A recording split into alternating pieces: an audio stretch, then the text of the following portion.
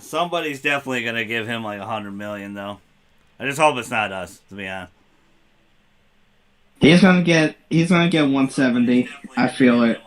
He's getting 170. I just hope it's not us, to be honest.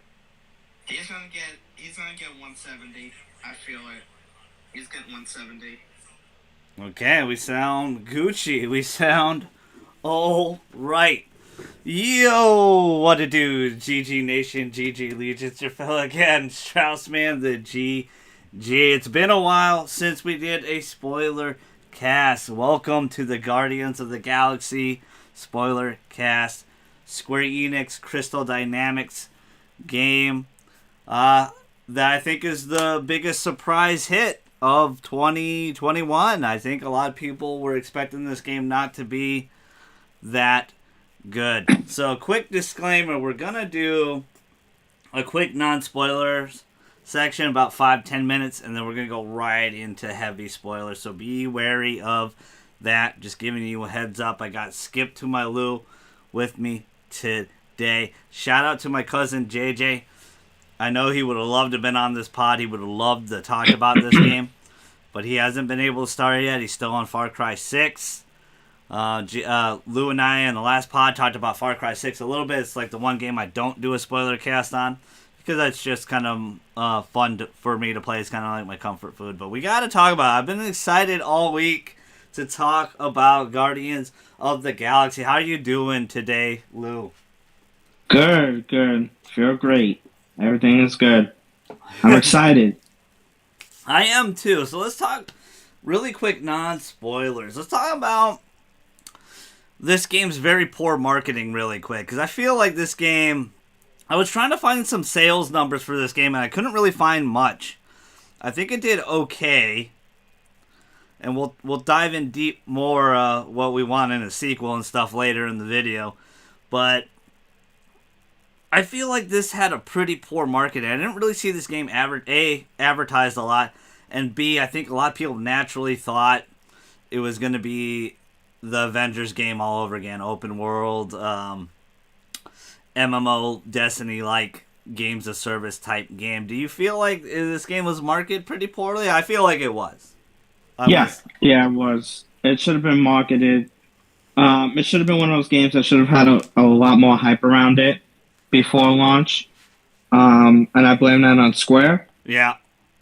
They, I guess they weren't too confident in the game, but, it was a really good, game, and they should have been real confident in their product. That's not Final Fantasy or Kingdom Hearts or whatever. The Spider-Man trailer's dropping tomorrow for Avengers. So it's interesting. We're going to see the look of that because that comes out in a couple weeks. So Spider-Man is going to be in Avengers pretty soon. I think the Avengers look, threw a lot of people off. I remember a few months ago, shout out to everybody that was there for our E3 when I was streaming E3 Square Enix press conference. I was personally excited about Guardians of the Galaxy because they said all the right things. Single player, no microtransaction, non-multiplayer. You know, you're just going to play a story. You're going to play a Star-Lord. You know, but I think it threw a lot of people off. I think it threw a lot of people off because of the look of the characters, because it has that very realistic Square Enix look / Marvel Avengers look, and I think that hurt it to a degree. I mean, it was pretty much like only you, me, and JJ that were kind of like semi-hyped. I was very excited once I heard it was just single player and stuff like that. But a lot of people, I think, we're really thrown off of this game because this game had no hype. We knew about this game for many, many years. We knew it's not Crystal Dynamics. I said Crystal. It's Eidos Montreal, the guys that did Deus Ex. They did this game, and they did an excellent job. Excellent job. And I feel like this game, I hope it does well. I don't know if it's going to get nominated for Game of the Year or stuff like that. We'll talk about that down the road, but I do feel like the Avengers look hurt it a little bit.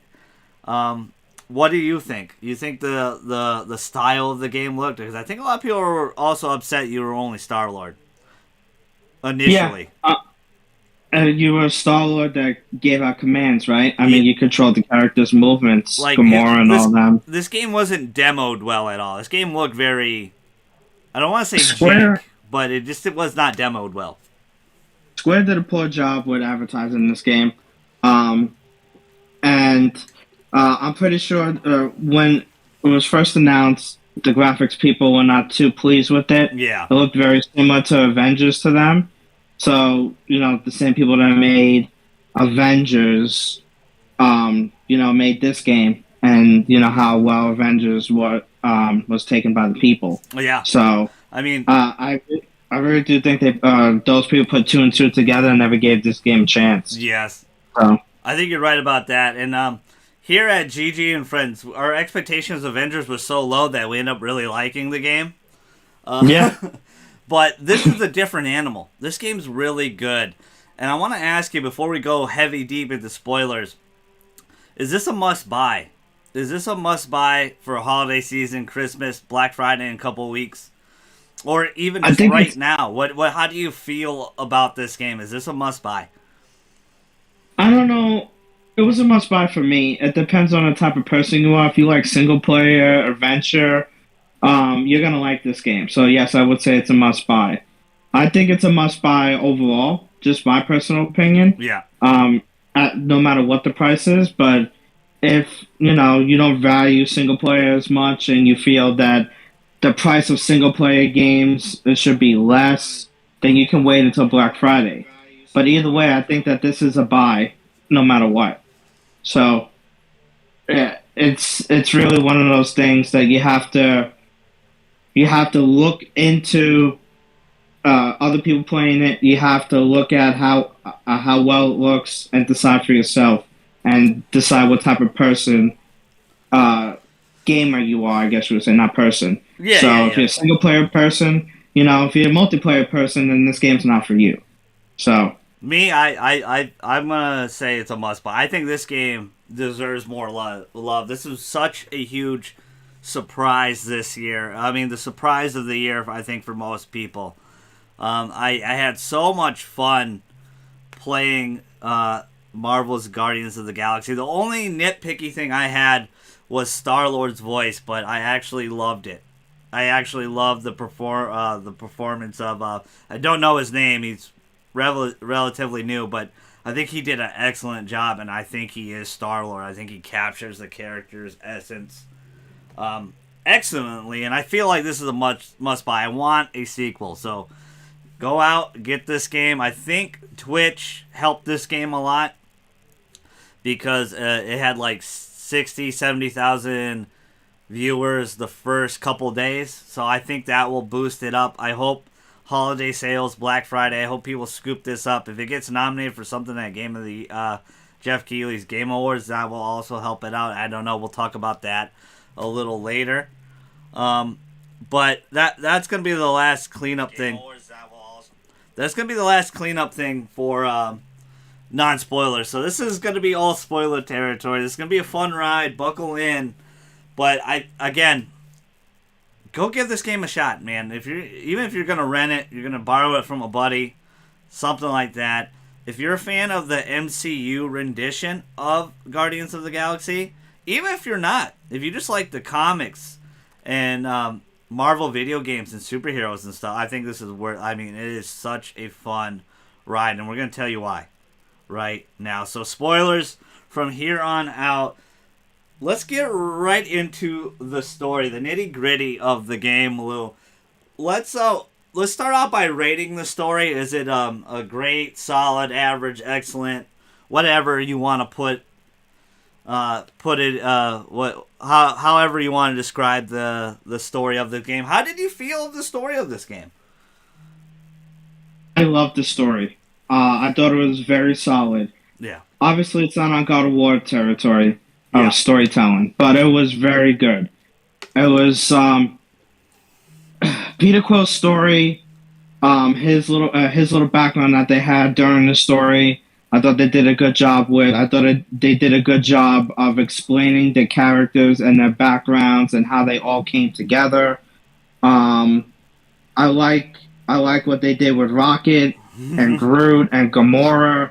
I like um, I like Drax being kind of the Thanos killer explained there. So all that type of stuff. I thought was just very good storytelling.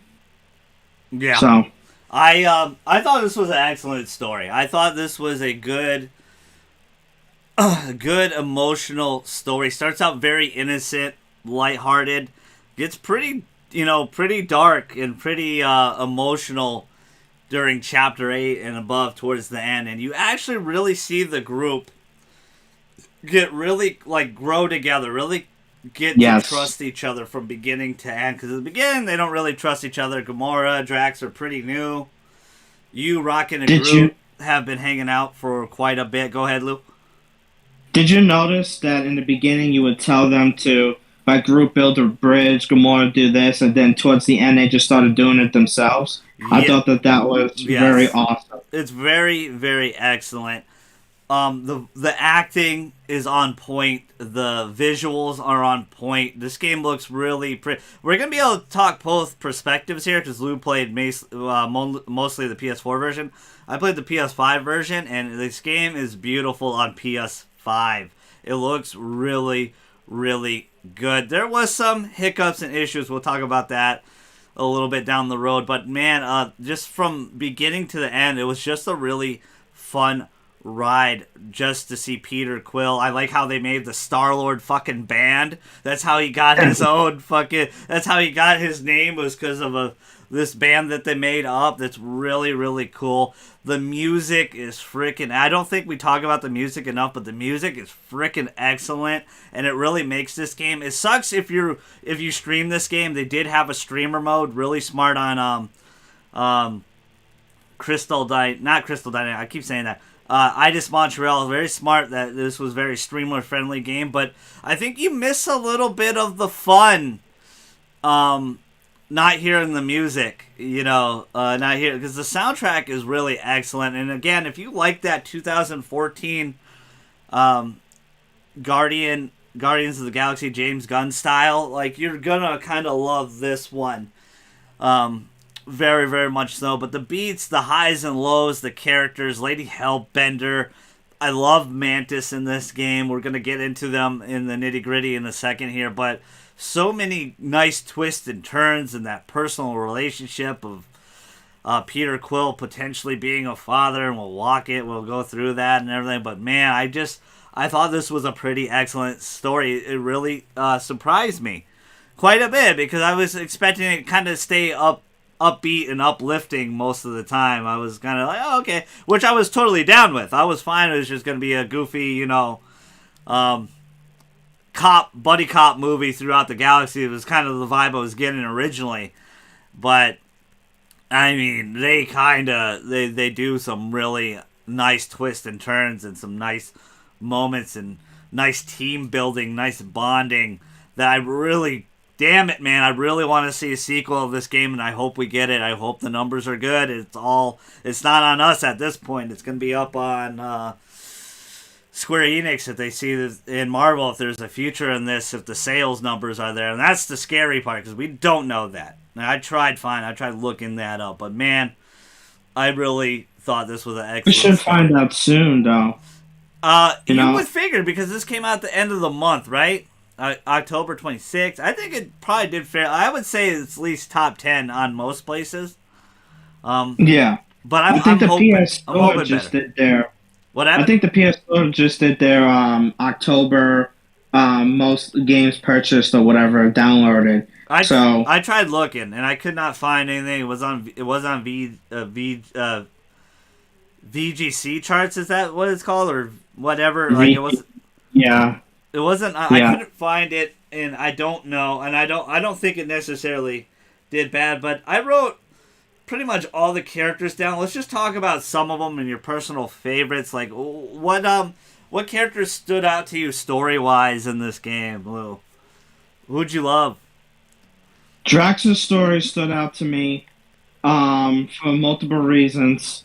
Um, when we got to chapter 10, I believe it was chapter 10 when we explored his mind Yeah. and we had to release him from the promise, and you got to see him with his family and how much he loved his family, and you got to see how much Danos was running his mind, and still kind of, right? I mean, in the beginning of the game, he doesn't acknowledge Gamora.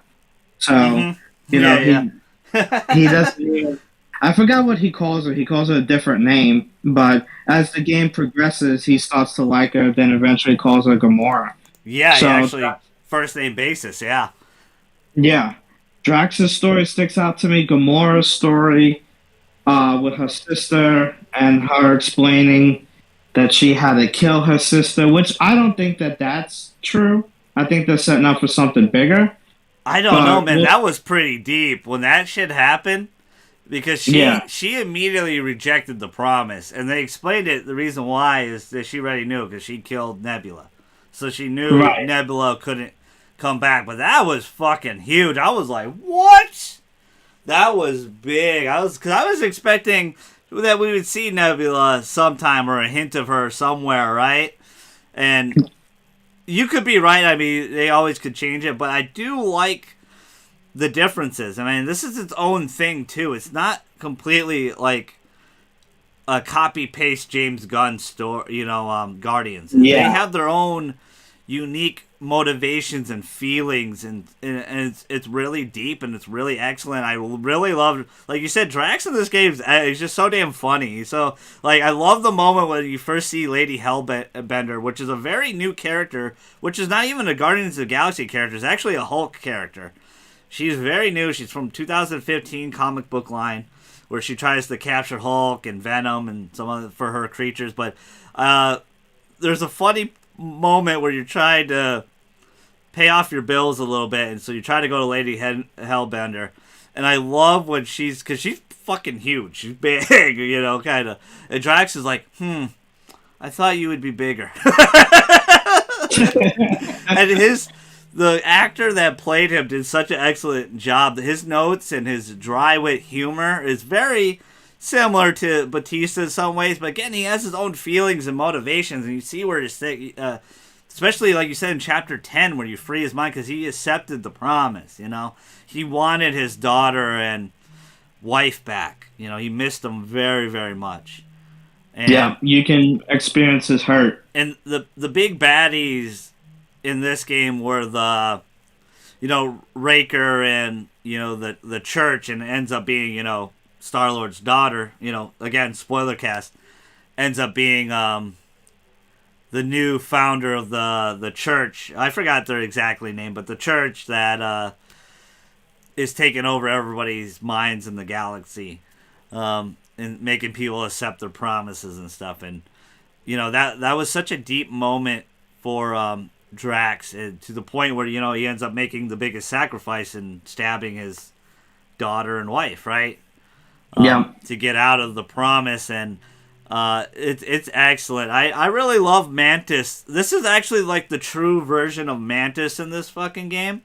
Like, she is the Celestial Donna that was a very comic book thing, and she also had her kung fu moves and stuff, which is also what she had in the comic. This is a very true rendition of her, and I love how she's like reading she's seeing a million different things, and I really love how they played that off.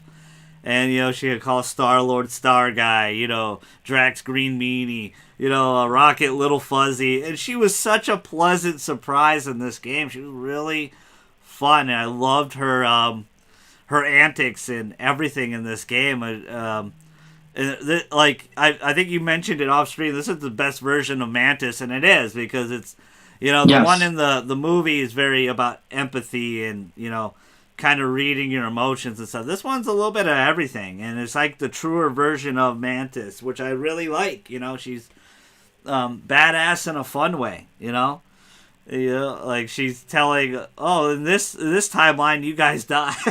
It's like, oh, this one is where you give the great speech. It's very fun, and she's a big part of that chapter 10. And I really liked her character a lot. I thought she was pretty damn excellent.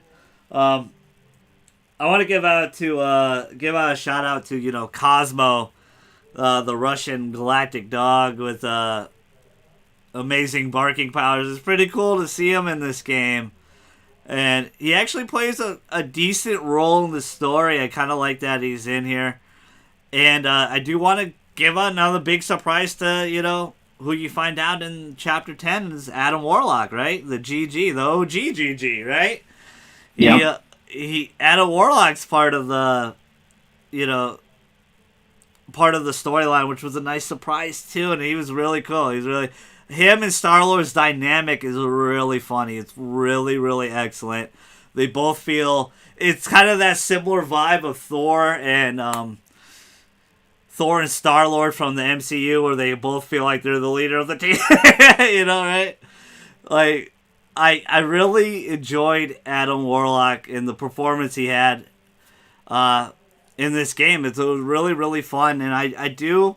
Unfortunately, which is Lou and I, we platinum it pretty quick, like 16, 17 hours.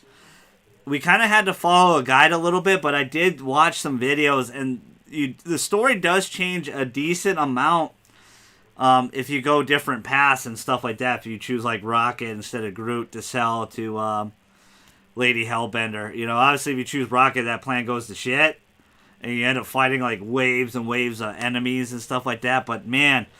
The characters, there's so many great characters in this story. Even Star-Lord's mom, the great connection. You don't see her a lot, right? But when you do, you feel her love for Peter. And young, barely mustache, long flowing hair Peter with his Star-Lord vest. She did everything she could as a single mom to make him happy.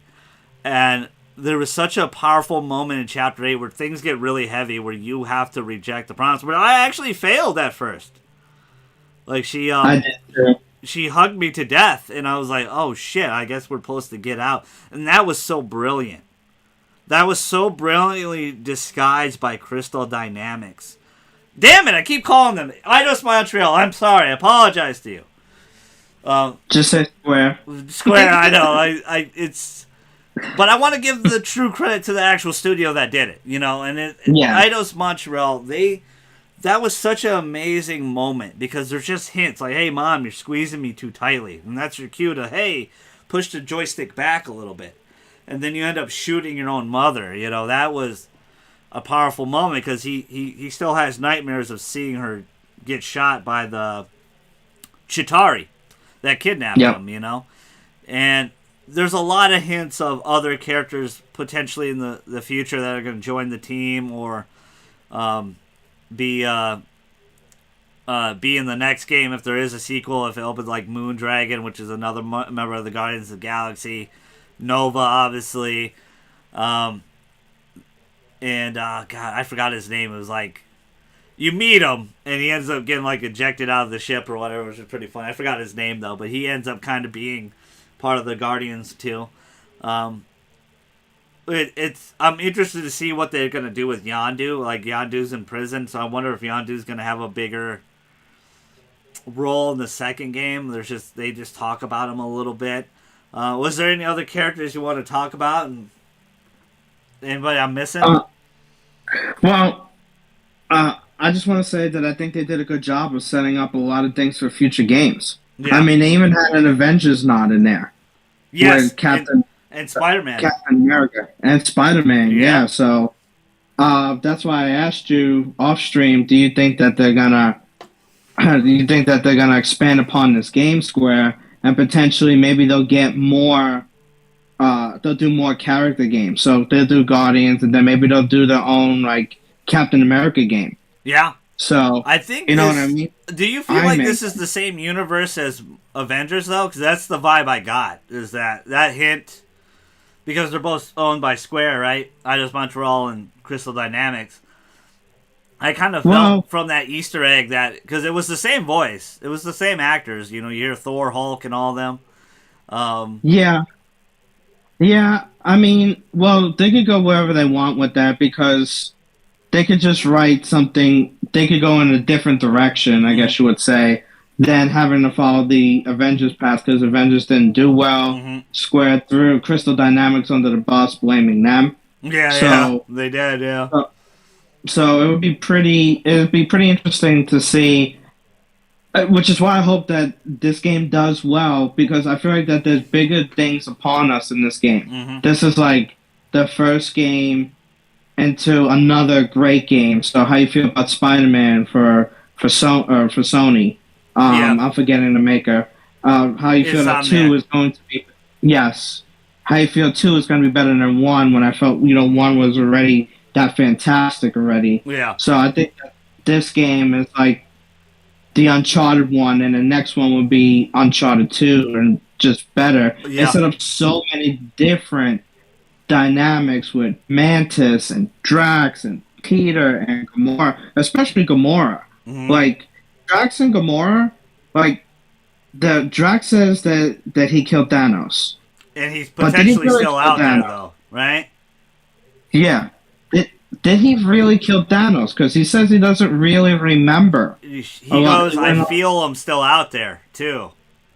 Yes. I feel his presence still out there, so they could potentially... There is a Thanos fight in here, which is pretty cool, but it's pretty easy. It's like, not super hard, but it's... Well, that's because you're in the promise, though. Yeah. But that's what I mean. Like, there's potential going forward to the... And you make a lot of great points there. Maybe they look...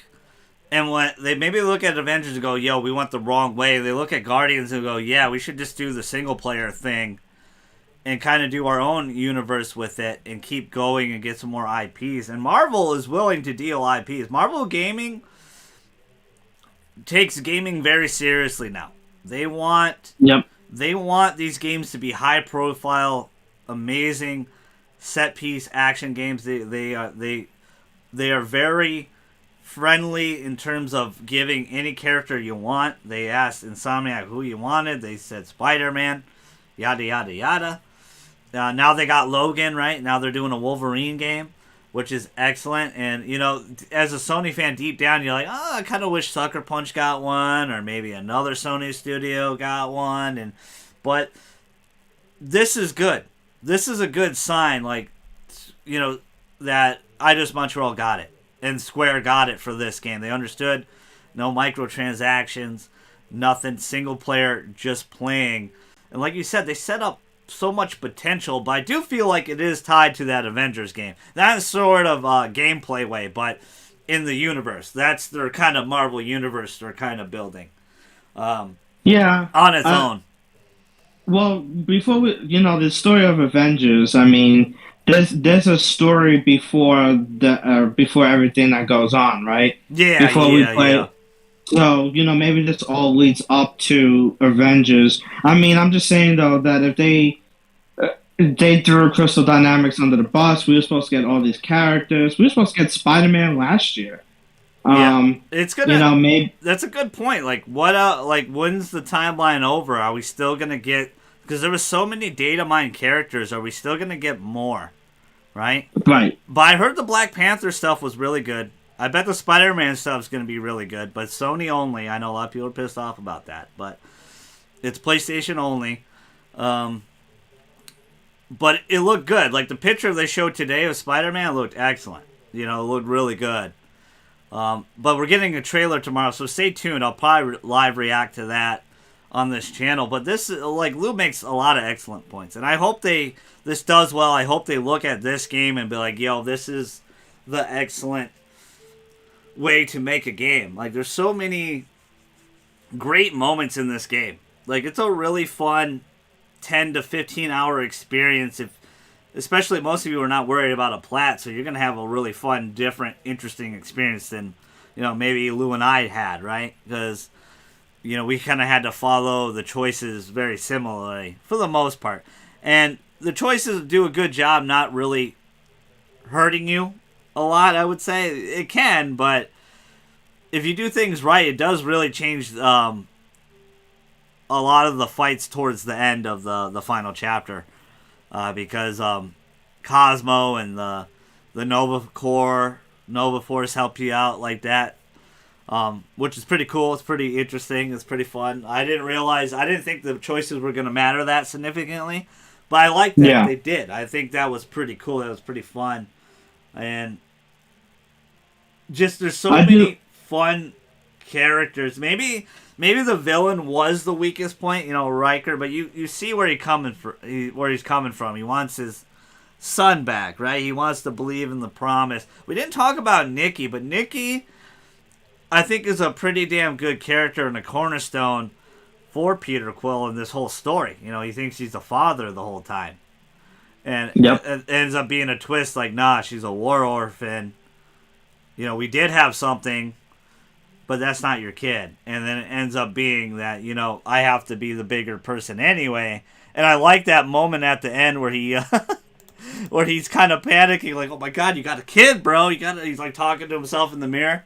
And they all just agree, hey, she's going to sleep in your room and you're sleeping on the couch. Like, it's a unanimous decision. That was such a funny ass moment. It was so good.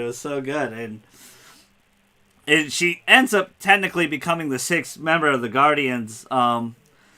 She's Nicolette Gold in the actual comics, right? And it'd be interesting to see how things go. Adam Warlock technically is supposed to be part of the Guardians too. Mantis. There's so, like Luce mentioned, there's so much possibilities. It's interesting where they're gonna go with it. And like the music was just so good. The settings were good. You go all over the place. You don't really stay in one place. You actually get to fly the Milano. Like it turns into Star Fox in a couple chapters, which is fucking excellent. I feel like the first couple chapters are really excellent in this game. Really gets you going. Kind of sets the tone for the game. I want to say one thing about the promise. Yeah. I like the dynamic of the promise and how it was explained really well. So it kind of just manipulates your hurt feelings, right? So whatever you're feeling in that moment, regrets. Drax, and they kind of give you a pleasure to keep you, under the spell.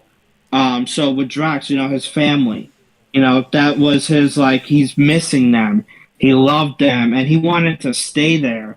You know what I mean? And he didn't want to accept that they were gone. Nikki, her mom dying. Yes. That scene was beautiful, pretty beautiful, too, in the sense of the beginning of the game, he wakes you up.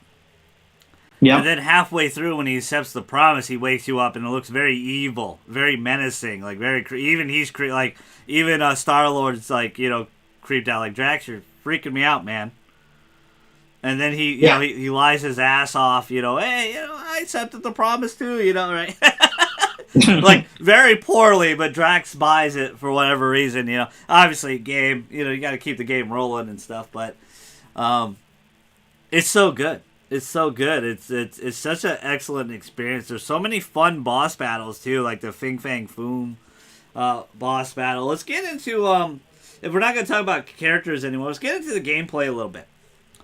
How did you feel? Because I feel like the gameplay was not demoed right, but I felt like the gameplay overall was pretty smooth, and it was pretty fun calling the Guardians in for certain actions, especially when you can level them up. They get some cooler abilities.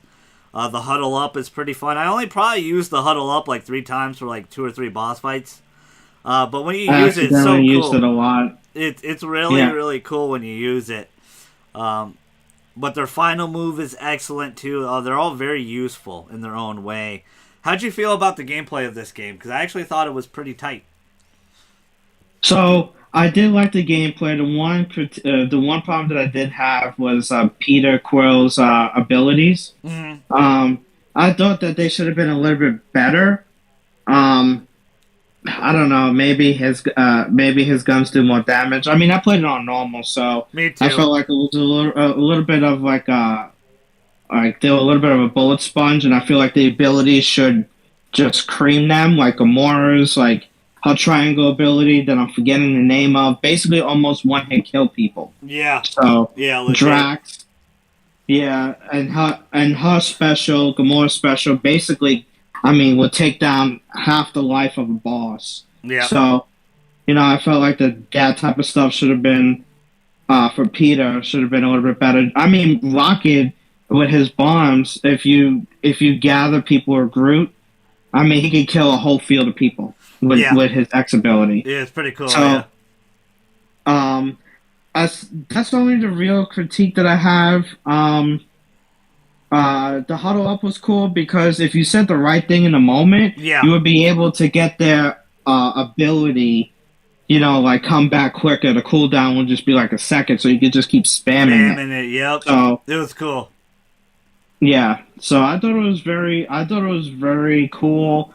Uh, I liked it. There's a couple of things, like I said, that they need to fix. There was a couple of things that I was thinking of in particular that I wanted to mention at Yep. the time, but I can't remember it now. It was just like at the time moment. Yeah. But I so got a few ideas because that was the next question, is the improvements on it. And there could be some improvements, but I did have a lot of fun with the combat system, especially his dodge mechanic was really fun. I felt like his punching was a little wonky, it looked a little weird, and sometimes yeah, your teammates would just be dilly-dallying along and shit. They wouldn't actually just be doing their job. They wouldn't be until you call them in and stuff.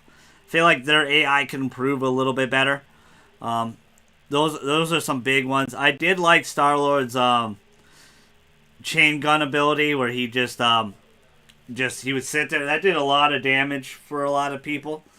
But I do agree. I think the other Guardians were a lot of. I think they might have did that on purpose, though. That the other Guardians were better and cooler to use. I also feel like in the next game we could potentially be able to switch between all of them, which I think a lot of people want. But I didn't hate it. I once you get into it, because I think the first couple chapters enemies are very boring. They're like blobs and shit, right? yeah, But it starts getting exciting. Like, it gets exciting, and that's the only thing they demoed, and I think that hurt them too. They only demoed the blobs, and people are like, "What the fuck are they fighting blobs for?" Right? But man, you fight a lot of different things as you go on. You fight Nova Corps, you fight like weird squid tigers, you fight a giant fucking squid, you know. You fight a giant dragon, Fing Fang Foom, which was an excellent fucking moment. Excellent moment in the game. Definitely, I definitely feel like there could be some. I mean, there was some hitches and glitches there. There was one time Drax got downed, but I was trying to do the dismemberment trophy with him. hmm And he got down one time and he got stuck all the way up to the bridge. Way above, so I had to reload. There were sometimes they would glitch in and out, even on the PS5 version. But all that shit I think will improve and get better as the PS5 life cycle goes on. A day or two from now, it's going to be the year birthday of the PS5, so I'll have a video on that too, because I think they had an excellent first year. I think the PS5 had an excellent first year. oh yeah. And let's talk about some of our favorite moments in the game. Like, what are some of your highlights? What are some of your favorite moments that stick out to you? Um, I think it was the backgrounds of a lot of these characters. We really didn't experience Rockets, but we talked to Rocket, and he was very open about his past. Yeah, with Um, Lola and being experimented on, his big fear of water, right? yep, and Groot too. I mean, there was the point if you talk to Groot with Mantis. I mean, with Mantis around, the very little that she's on your ship. I think it Yeah, was 14. He he talks about where he came from and how he feels. He was kind of bullied, so I thought that was a pretty cool, like, dynamic little yeah. backstory His there. his people were kind of a holes, right? Yes. Yep. That was interesting, and he was also a prince, like Star-Lord. Like, Yep. also, him and Star-Lord had something in common, that they didn't really love their fathers that much. Their fathers were, in their cases, dicks. Um, it it was really done well. I think pretty much that was a good moment. That was a good moment. Um, I think I have to highlight the Fing Fang Foom boss fight. The dragon boss fight is fucking sick. You get to Yeah. fight a space dragon. It was so cool. Drax gets so fucking pumped, like, oh, and you get to know more of his the ritualistic side of his people, and how war was an honor for them. Death was an honor. You know, it wasn't a something to be afraid about or anything. It was their chance to go into heaven, their version of heaven. I think that was explained very, very well. That was a really fun fucking moment. I do like the moment of Nikki's birthday. In her head that, you know, because in her mind, her promise for herself was that Star-Lord was her dad. And she knew that that Corell and him had a thing going on for a little while. And he's like, I did the math, the space math, man. I did it. And it ends up being a really amazing moment when you go back to it, when you end up destroying everything and finding out, yo, this is, like, I'm not your dad, dude. Like, you know.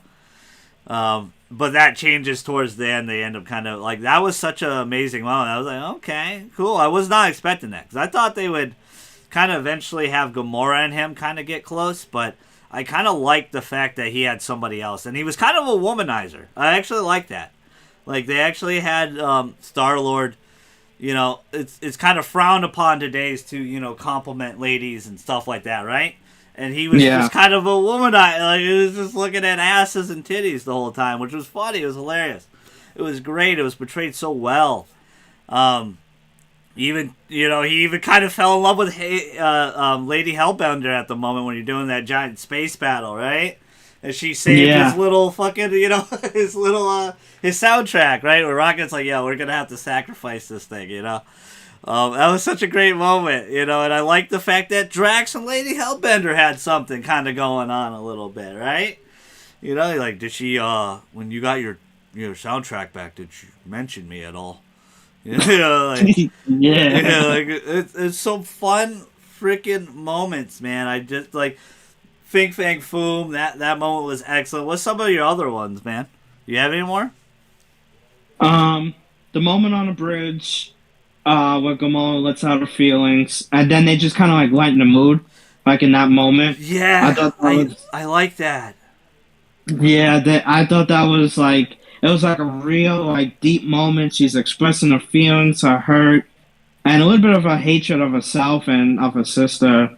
And then they just kind of lighten the mood right then and there. I thought that was just classic Guardians. Yeah, right they huddle up and they really, you can see the team bond that moment where they really huddle up and like, hey, we know you got problems, but we all got problems, and we're here to deal with it with you. Yeah, we're gonna get through it together. I like that. Lady Hellbender was another one too. I liked when you presented. I presented Groot. Yeah, me too. When I presented Groot and that moment where she's introduced and they show like she's this powerhouse or like this queen. You know, she turns the creature against the guy and then pays, and the creature kills the guy, and then they pay the family for the creature. Yeah. I thought that was pretty cool. The dynamic of like Drax didn't really like her at first, but then he started to grow to like her, and through like chapter 14 in particular, because I played that chapter a lot. He goes, oh man, Lady Hellbender's having so much fun out there. Yeah. And Peter's like, well, we're having a lot of fun in here, and that's all he keeps talking about. Yes, I thought that was very cool. Yeah. So that was an excellent moment too. Oh man, I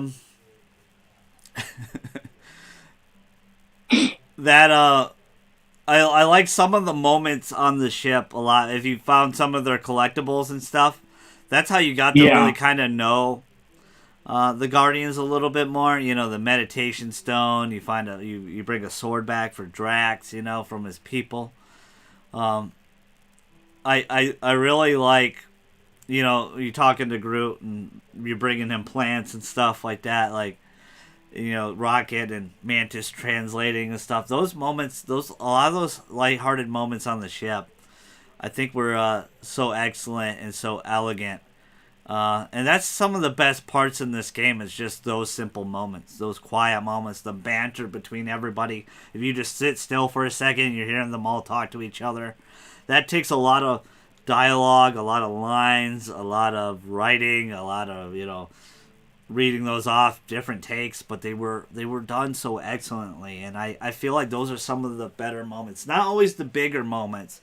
Sometimes the smaller moments, like you mentioned, like the huddle, like when they huddled up after Gamora lets everything out. That was such a good moment. Like there's some great moments in here, and I do like the fake credit roll too. And then you actually fight Magnus or whatever, or Magus, for a little bit. I liked a couple of things that they had, right? So if you accept the promise, Yeah. the game basically ends. Yes. So and they ask if you want to try again. Yeah. The Magnus thing where he just keeps popping up after like every seventh or eighth name, and Yeah. it's like, oh snap, we gotta face Magnus now. And the very end where you kind of catch up with the Guardians, and it's like, oh, Rocket's doing this, and they finally fixed the refrigerator. That was a little bit of That a was running joke, hilarious. too. It was always broken for the longest time. Yeah, I kept going over there and shutting the door. Yeah. I was like, and it's like, Rocket, when are you gonna fix the refrigerator? Not now, Quill. I'm doing something. So yeah. Yeah, I mean, I do like that they mentioned Fing Fan Foom might be Hulk. Like, oh, he does wear purple pants out here, right? Drax mentions that. That was a funny line. There's so many good moments in this game, and the what really makes this game is the Guardians, the group together, and how they go through their daily lives, their hectic, crazy daily lives, and the camaraderie and them building that bond towards the end was excellent. Let's talk about the future. Let's talk about the ending of the game. How'd you feel with the final boss fight with Riker, and then the Magnus final, fake out boss fight? How'd you feel about the ending of Hull? Was it a worthy ending? Did you like the final boss fight at all? I thought the Magnus boss fight. I thought that was classic Guardians. Yeah. Like I thought everything about that, like getting him mad and getting him close to the stone. I thought that was very classic Guardians. I mean, if you go back and look at the first movie, they ended with a dance off. Yes. So, and then with Ronan the Accuser.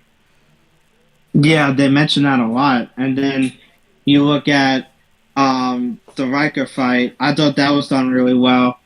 It was a little annoying, but it wasn't like that bad or anything like that. I agree with you. I think the Riker fight was a little, or is it Raker or whatever? Let us know in the comments. I might have said it wrong, but I felt the same way. I thought it was a little too long because it would kind of glitch out and his shield wouldn't go down properly sometimes, and I would have to wait till my team recharged their ability because Gamora and Drax were very excellent there, where Rocket and Groot really couldn't do much. To kind of bring his shield down, you really had to stagger him with Gamora and Drax, and he had 3 life bars, so it took a while, and it would recharge really quick. I think a little too quick. I could see that fight being a real hassle on the hardest difficulty. But overall, I huddled up a few times and stuff, and it was fun.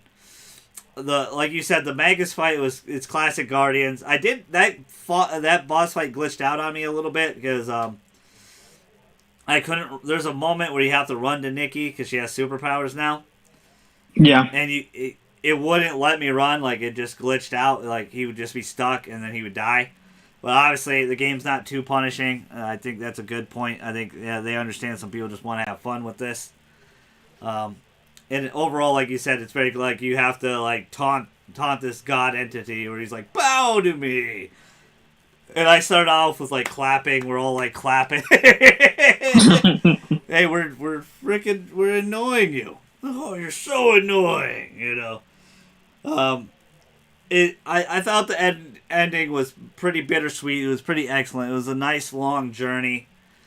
See it, smiles on all the faces. The charm with Adam Warlock and Mantis on the ship potentially now, and the llama. We didn't talk about Cammy the llama, but she was hilarious. Yes. She was funny. She just eating and chewing shit all over the place. Um, and Groot loved her. Like Groot built like a pen for her and stuff. It was funny as shit.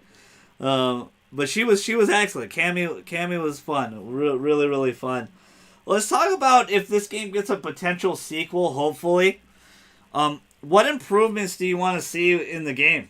Like, was there anything you like disliked enough in this game that you like? Man, they need to improve in the next game. I would like more of I'm trying to find the wording of it, but more of a little bit more of an open world with a side quest and you kind of like what Star Wars does when you go to a planet and then you do the That's story or not a bad. whatever. That's not a I, bad idea. Yeah, because I actually didn't I, have a problem with the linearity at all on the planets. Because you see a lot of different vistas, which is pretty cool. But go ahead. yeah, I want that to be like that, but not fully open world. Like when you get to an area, when you get to an area in the story, let's say it's like chapter 4 or whatever, like you have to do these side quests while doing like your main quests and stuff Yeah, like that. Like, I would like stuff like that. But just to give the game a little bit more, depth. I was putting in, yeah, depth and I was put in, and I like to experience Rocket's story a little bit, Groot's story. Um, let's see, I like to see him a little bit older and see how it goes. Nikki is obviously one of the Guardians, so Yeah, let's kind of see them grow together. Uh, man, there's so much that they can do, yeah, but yeah, there's so much they can do and expand on the story. So I don't want to take away what's working for them, but I just want to kind of like add a couple little things. yeah. So Those are some fantastic ideas. I would like if we get more guardians, we could pick and choose guardians for the mission, possibly. Because if you can only have four, or if you only bring four along with you, it would be cool if I could, switch out, Gamora for Adam Warlock and Drax for Mantis, right? yep, Nikki stuff. I would like to see some of that stuff.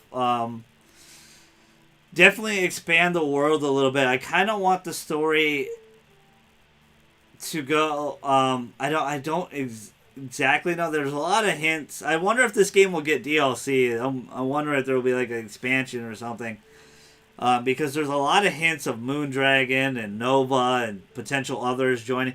There's so much they could do with this game, like you said. It's really interesting where they can go. I clean up a little bit of the Guardian animations a little bit.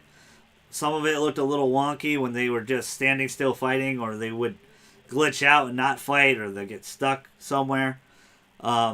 I think a lot of that had to do putting this game on like 30 different consoles, all right, yeah, but it clean some of that stuff, add some newer, cooler abilities for everybody, especially for Star Lord. Like you said, I think Star Lord definitely could have had some more excellent abilities to use and stuff. I only pretty much used the one where he would sit there and shoot, and then the second one where he just jump up and just throw bombs around. I like that one a lot. yeah. Never really used his purple special ability. Never really had the feeling for it. And then X, I'd never really used X at all for him either. I don't even remember what it was, to be honest. That's Everybody the else first though one I you get use in the game. constantly. Everybody else's moves I used, they were very useful. Definitely tied up. More enemy variety, more potential villains to explore as well. Maybe Thanos, Ronan the Accuser. Not knocking the game for this because I like that those were excellent, but I didn't really have too many dislikes. I just had some hitches and glitches here and there, and there was some jank to some of the fighting, but for the most part, the fighting was very fun, very excellent. Clean that up. If we're gonna have more Guardians, I'm assuming we could pick and choose our lineup going down the road. Let's end it with: does this have a shot for Game of the Year? Is it a pretender, contender? In your eyes, Lou, what do you think? Unfortunately, it's a pretender because it doesn't have any love around it. Mm-hmm. So, um, Square did a poor job of marketing the game. Um, People are doing a poor job of picking up the game. I think I don't want to say that there are better games out there, but I think there are better choices out there Yeah. that some people feel. So, man, I would really like this game to get more hype around it Yeah. so we can see more. But I would have to say it's a pretender for now. I think a lot of people, this will probably be their game of the year, their personal favorite. We're going to find out very shortly, really, really soon, um, the nominees for game of the year because that's coming up pretty soon. You know, it's about a month away. So we're going to find out the nominees in a week and a half, 2 weeks from now. And we'll be doing a pod on that. We'll go through our favorite stuff. I definitely think it's a pretender as well. I hope it gets nominated for something like action adventure game or something. I don't Yeah. think it's going to take any hardware, unfortunately. I understand the critic scores on a lot of it. You know, it was like 81 meta. That's fine. That's a good start. This is very much like you said, Uncharted 1. Um, and then when it gets to Uncharted 2, it can take that bigger step. It can get more funding, more stuff like that. But definitely a great quality game. They put a lot of effort, a lot of hard work, blood, sweat, and tears went in this game, and it was excellent. It wasn't as polished as a Sony Spider-Man Insomniac game, which was already like an 87 Metacritic game of the year and stuff. Even I said like, well, they could still do better on that game, right? I also compared Spider-Man 1 to Uncharted 1, like where it's like they're building something. Now you can really go crazy, and they're going to with Kraven and fucking Venom and possibly Green Goblin, and we have these two Spider-Mans in the same world together. It's going to be fun. It's going to be wicked for that. Potentially, one thing I forgot to mention and prove, maybe I could switch to different Guardians mid-battle, that'd be pretty cool. Maybe I could switch to Gamora, slash some people up, switch back, Yeah. to Rocket. Maybe they do that, because I think a lot of people really would prefer that, but I didn't hate it. Once I understood the combat, once the combat gets rolling, I like playing as Star-Lord. He was really fun. He was excellent. But I saw a lot of people wanting to play as the other ones as well, and I understand that. I get that. I get that as well. I'm with you. I think, unfortunately, it's going to be a pretender. I hope it gets nominated for something. It is the surprise game of the year for most people, including myself. It's not my personal game of the year. We'll talk about that when we get more into the nominees and stuff. We'll see. I think a lot of people underestimate this year's quality of games because there's going to be a lot of games that get snubbed for Game of the Year at Jeff Keighley's show because there's going to be so many games fighting for that top 6. There's so many games. So many games. And it's going to be interesting what they pick and choose, And when I mean they, the critics, because obviously it's not our award show. It's the critics' award show, so they chose all the games. So I'm interested to see what, gets chosen. And it's going to be interesting. Where next year is going to be pretty hectic, too, because potentially we're going to have God of War and Horizon right off the rip, right? Then whatever the fuck comes after that, like Elden Ring maybe, right? Might be up there. Yeah, like the new Final Fantasy game probably. Yeah, like there's going to be a lot of infighting next year for sure. What was your overall rating and grade, for a 1 to 10 for this game? Uh, We'll end it here. Probably 8.7. Okay. I'm really high on story, and the story delivered. Yes. So everything else comes second. Graphics and all that other stuff, Yeah, and the abilities. Like I said, they're good except for Star-Lords. That's the only one that I had a problem with. Yeah, So. I'm kind of with you there. I'd give it like 8.5 out of 10. Like if we had to do 0.5s, I'd do that. Like I think it's a very excellent game. I think it's really damn good, and you should go buy it. Go pick it up Black Friday. Go pick it up for Christmas. I want to see a sequel to this game bad. This is really, really fun. I think JJ, when eventually he gets to it from like a month from now, I think he's gonna love it. I think he's really gonna love this game. It is an excellent experience. I know some people of you, some of the GG and friends, some of our fans, the Nation, the Legion, they're kind of bored with superhero games. I'm not. I think superhero games have been around forever since the end of time, but they're really evolving into something special, really something great and dynamic. There's great stories, there's great acting, there's great gameplay to a lot of these games, and the potential so new and so great still in gaming that I'm excited. So if you're getting bored of the MCU or movies, TVs, and blah blah blah, Marvel all up in your face, maybe give gaming a shot. Guardians of the Galaxy, excellent fucking game. Go check it out. Make sure you smash the hell out of the like button. Comment down below. Tell us what you think. Are you going to pick up Guardians of the Galaxy? I hope you guys enjoyed this spoiler cast. It's been a while since we got you one. Shout out to Skip to My Lou for helping me out. I hope you had fun today, bud.